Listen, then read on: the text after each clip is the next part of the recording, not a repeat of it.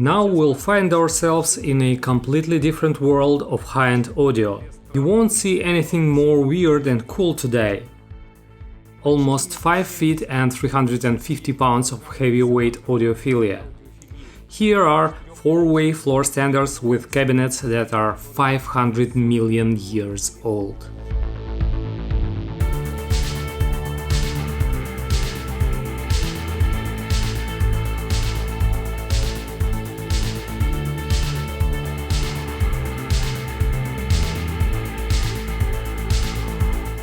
So friends, right in front of me are tremendous speakers made by the German brand Fischer Fischer.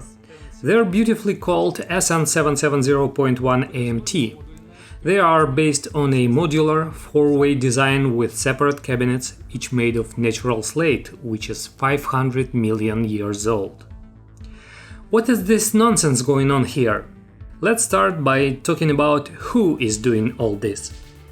Fischer Fischer is a German company founded in 1981 by Thomas and Heinz Fischer. They are son and father, as far as I understand. That's when they made their first slate speakers. The fact is that the Fischer family has owned the well-known German slate deposit Fredeburg for generations, specializing in the extraction of large-sized slate slabs. At some point, when Thomas Fischer became interested in audio, he realized that he was literally sitting on a resource for extracting ideal acoustic material from the bowels of the planet and began to make speakers out of it. And here's the first interesting fact related to the company. Since 1996, they have been working in partnership with Michael Mudra, thus from Mudra Acoustic, which produces audiophile power consoles.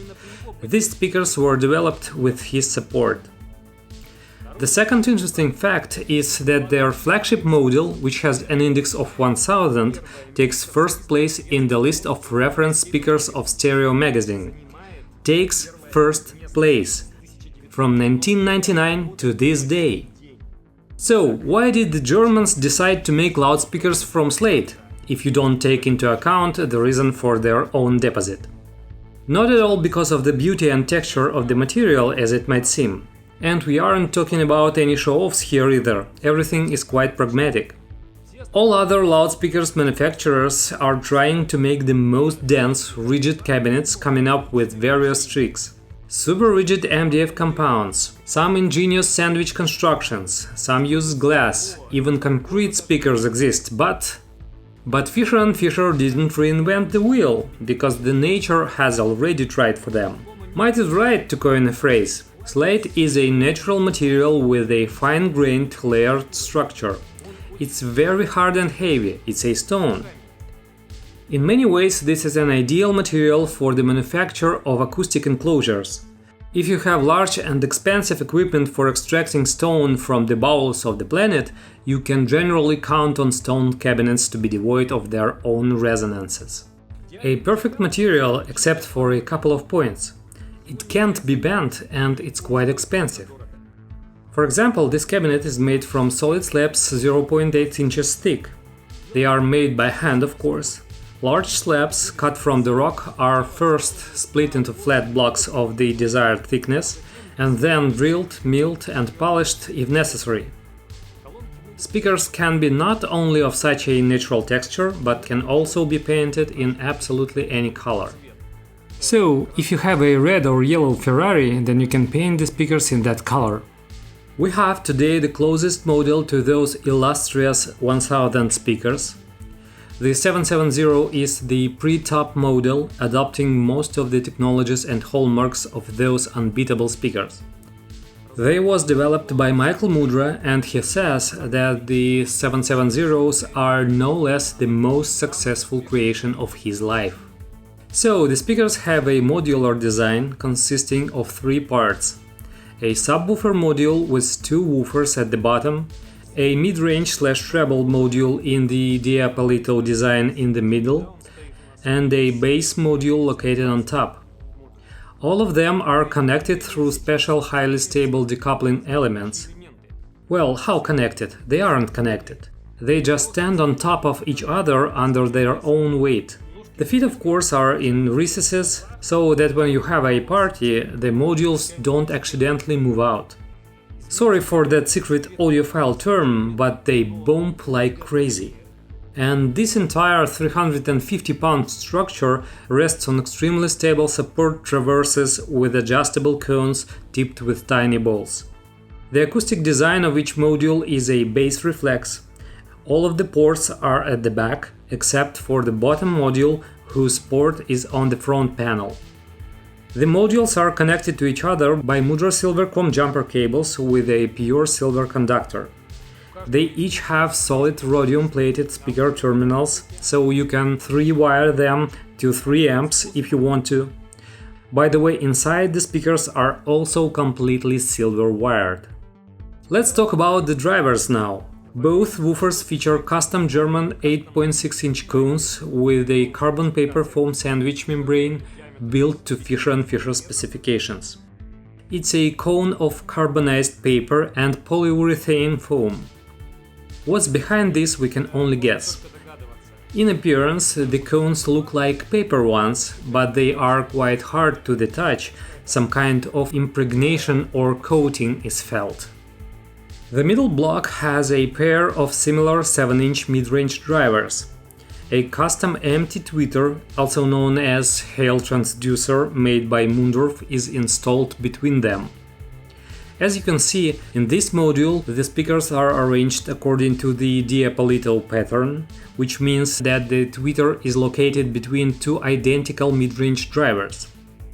The advantage of this design is that it provides less vertical dispersion of sound, which makes the sweet spot, the point of comfortable listening, wider.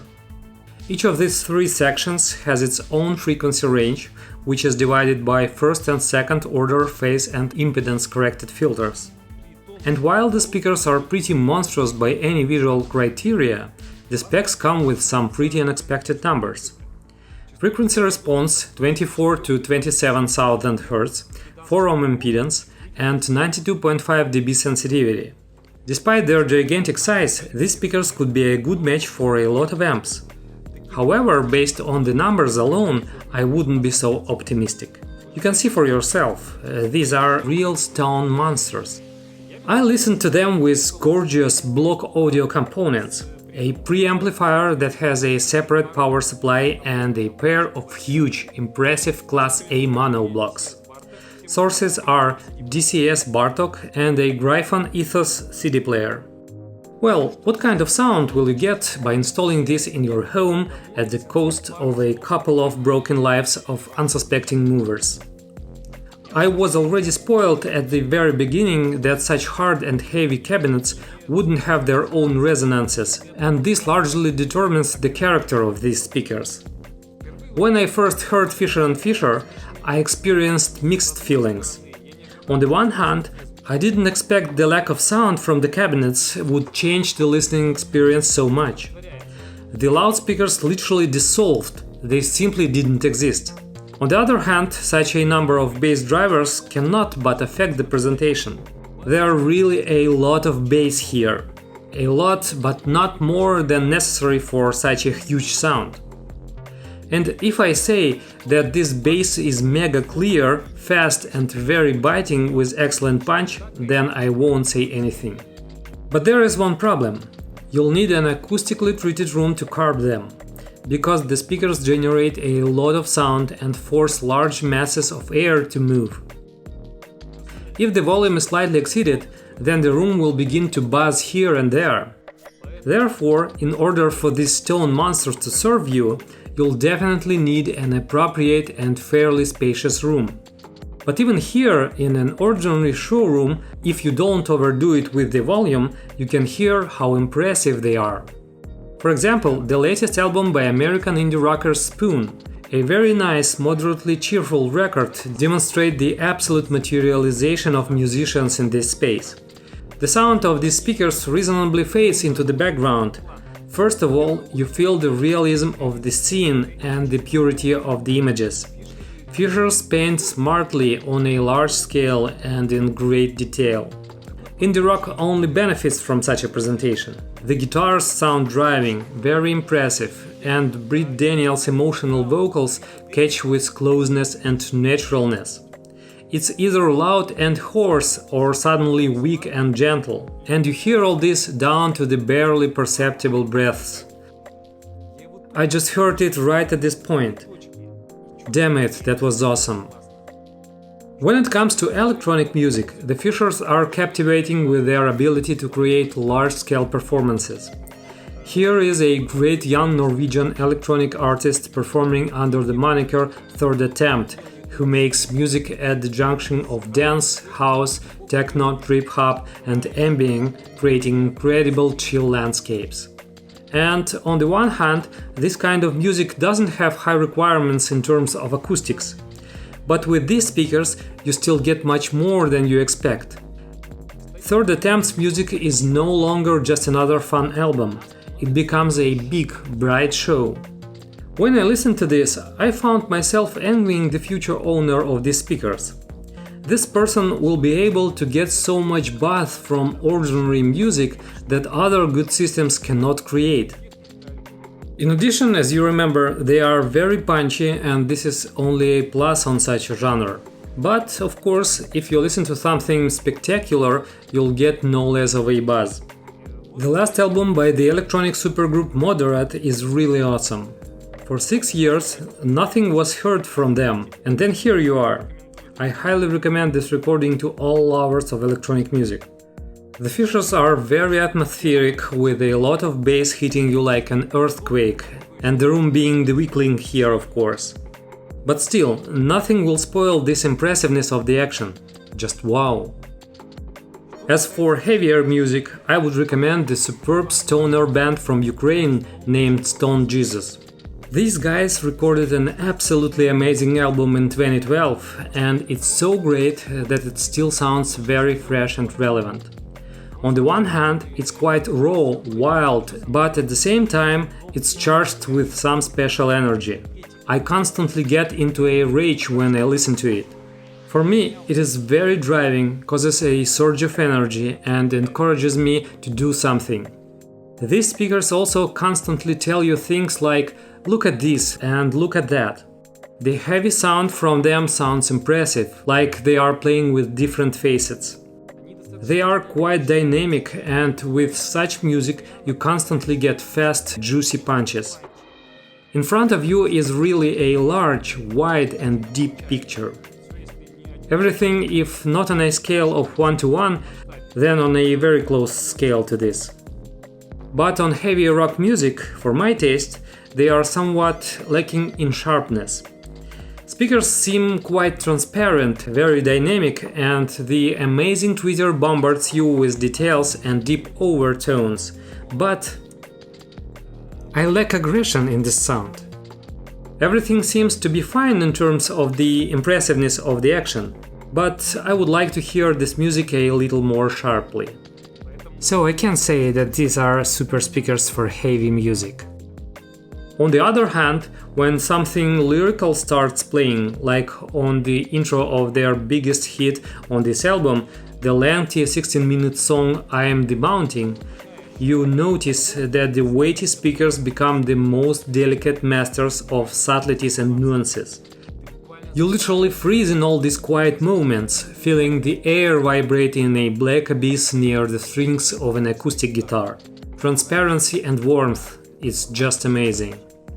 But then again, heavy guitars just destroy the room, it starts buzzing. What are the disadvantages of these speakers? Do you really want to know about it? To be honest, neither I do. Just for its intended purpose, I have no complaints. These are top-class speakers that give great sound. But in general, from what I see in their shortcomings, or rather what I find fault with, this number of wires and terminals on the back is too complicated for the end user. I don't want to know what will happen if I start connecting them with 3 amplifiers. This abyss is already overkill for me. I'm even afraid of bi-amping, because I'll have to dive into the wilds of comparisons and nitpicking. Here, for example, we found out that if you connect their mid-frequency section with an additional cable directly to the amp, then they sound better than when the signal comes to them from the lower section through jumper wires. And here there are too many such options. So many available speaker terminals scare me. Plus, imagine how much you'll have to spend on expensive cables if you decide to arrange cable porn here. Otherwise, there are no questions. Top-class speakers with their own special, very exciting, large-scale, almost concert sound. The Fischers are very technical, unique speakers that in most cases sound special, with their own unique character that you need to hear and feel for yourself. No words can describe it. But what is absolutely certain is that the person who can appreciate them by spending more than $38,000 will be provided with the most impressive musical evenings of his life until the end of his days.